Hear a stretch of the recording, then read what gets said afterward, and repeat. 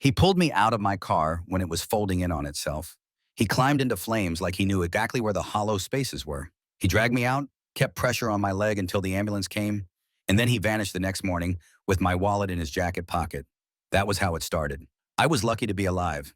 I had a compound fracture, two cracking ribs, and a man who walked away with the one thing that tied me to the world: my ID, my social security card.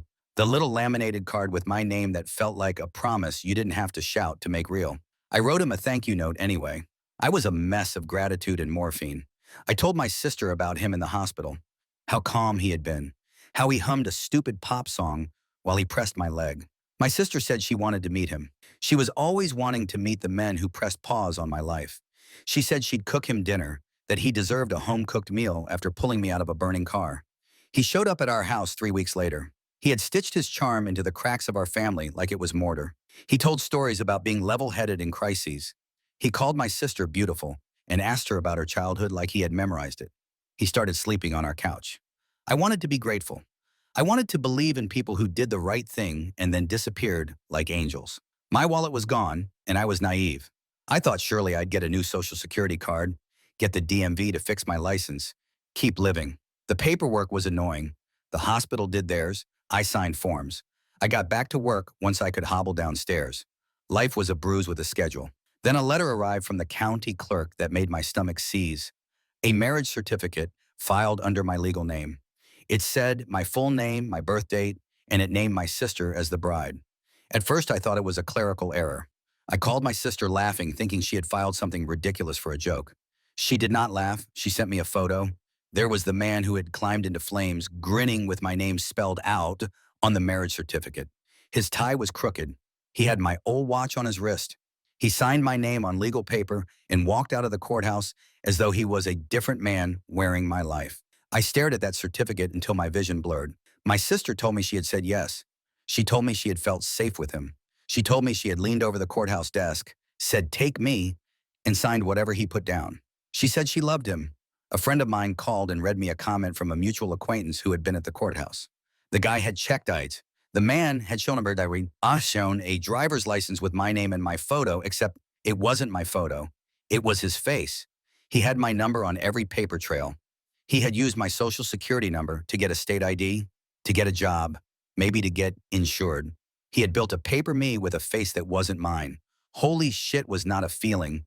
It was a room I moved into. I filed a police report. I told them everything: the fire, the rescue, the vanishing wallet, the marriage certificate. They took my statement politely. They said identity theft was common and complicated and that I should cancel cards and call the Social Security fraud line. The first thing to vanish was my credit. Loans appeared in my name, small cash advances, a car lease that said I had signed for a vehicle on the other side of town. My phone company called to demand payment on plans I never authorized. I went to HR at work and asked how my name had turned up on an employment verification in a different state. They stared at me like I had told them I was from Mars. My sister didn't believe it at first. She said, how could he have done it unless I let him? She said I must have given him the wallet by mistake. She said it like it was a courtesy. She told our mother that I was careless. Our mother called me and said maybe I had been drunk that night and misplaced the wallet and then didn't tell anyone. I listened to my family fall apart like a slow-motion car crash and felt something inside me grind into dust. I tried to fix things. I froze accounts, ordered new documents, sat with an ID fraud specialist who asked for paperwork I never thought to keep. I called the Social Security office until I understood their whole music better than my own sibling's voice. I pulled my medical records. I found the hospital wristband with my actual name and the date of the wreck. I found a photo of the rescuer on a neighbor's phone that had the man's face and the same jacket he'd worn when he left with my wallet. For a minute, I felt like I had the problem solved. I showed the photo to the detective. I showed the marriage certificate. He filed something. I thought they would go and grab him, and everything would go back to how it was. I thought I would walk into my house, and safe would be safe again. That was the false victory. 2 weeks later, I was served with a summons. Someone had filed a complaint in a small claims court, accusing me of defaulting on a lease. The police cleared me of felonies, but the paper trail he made in my name was still wider than the bridge we had built to prove who I was. The more I fought, the more papers sprung up like weeds. The man had used my name to buy things and then vanished across the county line. My sister called me at 2 in the morning and screamed at me. She said I had ruined her life by making accusations. She said the man had recruited friends who said he was a good person, that he had saved me, that he had been kind. She said she had never wanted to hurt me. She said if I couldn't accept that, then I was making her choose. When people you love start to look at you like you are a storm, you start to believe that maybe the sky itself has turned on you. My lowest point came when my employer called and said HR needed me for a meeting the next day because there was a fraud alert tied to my name. I spent the night on the couch and packed a bag in case they asked me to leave. I sat in a fluorescent office while a woman in a blazer told me that the company had to review my background because of a discrepancy in my identity. A woman who did not know me looked at me and saw a file on a screen. That felt like a symbolic death. I existed as paperwork and allegations, as lines on a screen. My identity, my ability to say my name and have the world nod, had been put on hold. I had to call my therapist and say I was terrified and ashamed. She told me to stop apologizing to people who were not willing to see evidence. She told me to focus on the one thing I could control, gather proof and make it undeniable. So I did the thing I had been too proud to do. I called in favors. A friend at the hospital pulled the surveillance from the ER intake, which showed his face leaving with my jacket. A neighbor handed me a video of him walking down the street from the day he married my sister. My sister's photos contained metadata, timestamps, and geolocations that put him at the courthouse the same day he used my name on the application. I printed everything, stacked it like a weapon, and I walked into the county clerk's office with a lawyer I could barely afford. Confronting them was volcanic. I walked into the little room where marriages were recorded and laid the evidence across the counter. I told the clerk he had used my social security number to obtain a marriage license and that the person who signed the license was not me.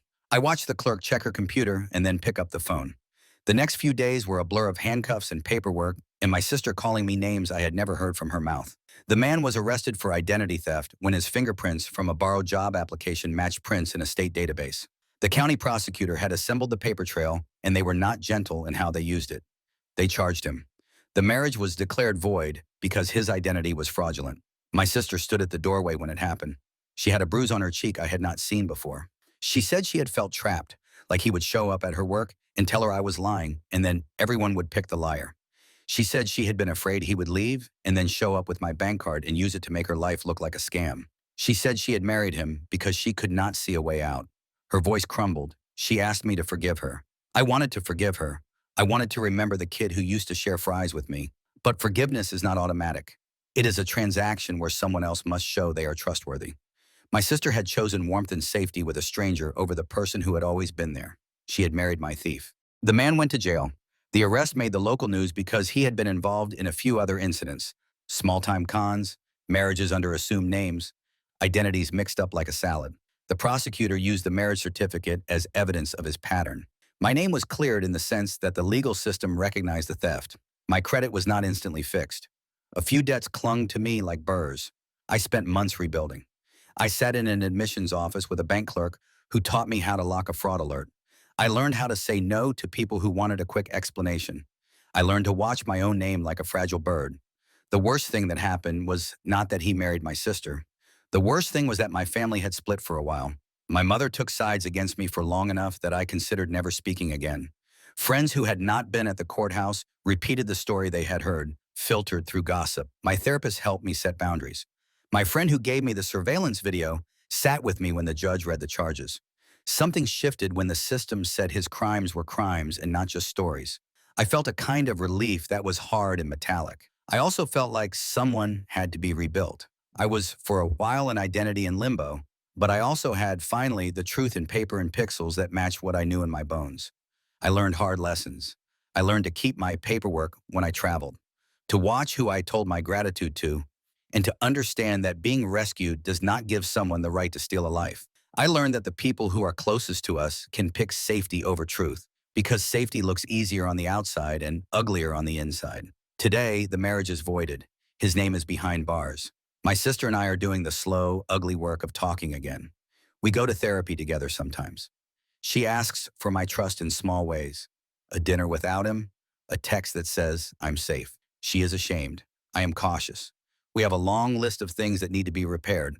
I still have the scar on my leg from the wreck. I still have flashbacks of smoke that make my stomach flip. I also have the hospital bracelet saved in a drawer, the tiny piece of paper that proved I was me when the world wanted to map me to someone else. I keep it like a talisman now. When people ask me how I survived the theft of my life twice, once by the accident and once by the man who used my name.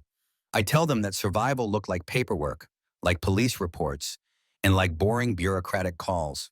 It looked like a friend who didn't let me collapse under shame. It looked like a sister who realized she had been fooled and finally had the courage to step back from the man who had lied to us both. I was saved once, then I was robbed.